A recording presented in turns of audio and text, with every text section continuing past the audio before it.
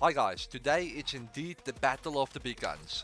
In this video we will be going in depth on two of the best long range weapons in Warzone, the MK35 ISR and the Voyak KT-3. We will be checking out the base stats, the meta performance and the best class setups you can run to get the most out of them in Warzone. To start the comparison we're going to look at the base stats and the meta stats for both weapons side by side. Kicking it off with the fire rate, and the MK35 ISR actually has an advantage here, firing faster than the Voyak KT-3. The higher fire rate gives you a bit more forgiveness in gunfights, because even if you miss a shot or two, you can still stay competitive in the overall damage output.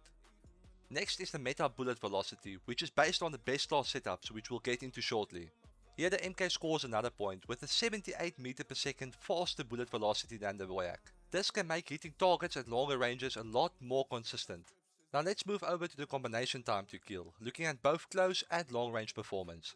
Here the Voyak has a slight advantage when it comes to close range time to kill, killing 3 milliseconds quicker than the MK35. Will that even be noticeable? I don't think so. What will be noticeable is the long range time to kill, and it's here where the MK35 pulls ahead.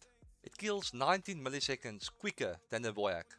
This can feel noticeable, especially combined with its faster fire rate and faster bullet velocity. It can make the MK35 feel a lot more consistent when it comes to long range gunfights. The last stat we will look at is ADS time. Here the Voyak technically comes out slightly faster, with a difference of about 4 milliseconds. In most situations that difference is going to be virtually unnoticeable. And that pretty much covers how these weapons stack up from a stats perspective. Now let's move over to the best class setups for both the Voyak and the MK35. Starting off with the Voyak class setup. This is the build I recommend if you want to get the most consistent performance out of the weapon in Warzone. For the muzzle, we're running the Monolithic Suppressor, which keeps us off the minimap while also improving our damage range and bullet velocity. Next, the Grab 4 barrel will give us a further boost to our bullet velocity while also assisting with recoil control. For the optic I recommend the Fang Harbor Point ELO. This provides a clean sight picture while also making tracking targets easier. When it comes to the underbarrel, we're running the Bass Convergence foregrip to help with recoil control and overall stability. And finally, for the magazine, we'll go with the extended Mag 2. This gives us enough ammo to handle multiple gunfights without reloading. Overall, this build focuses on range, recoil control and consistency.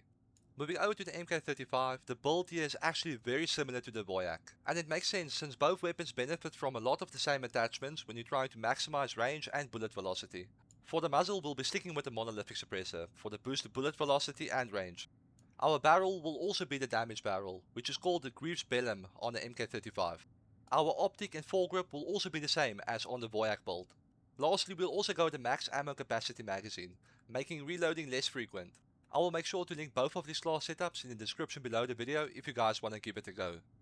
Now that we looked at the meta builds, the next thing we want to test is recoil, since that plays a big role on how easy these weapons are to control during sustained fire. And here we see a big difference with the Voyak having a lot more recoil than the MK35.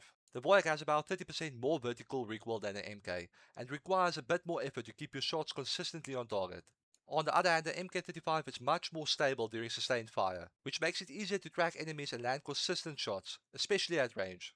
So when it comes to recoil control and overall stability, the MK35 definitely has an advantage here. So with the stats, builds and recoil test covered, what's the final verdict? I think we can all agree that the MK35 is the better weapon when compared to the Voyak. It has a much easier recoil pattern, a much faster bullet velocity, and a better long range time to kill. The only place where the Voyak actually beats the MK35 is in its close range time to kill, but I would argue that most people don't pick these weapons for close range engagements. So the MK35 is the winner of this direct comparison. It's overall just a better long range weapon than the Voyak. If you guys enjoyed the video, make sure to leave a like and subscribe, and I'll catch you guys in the next one.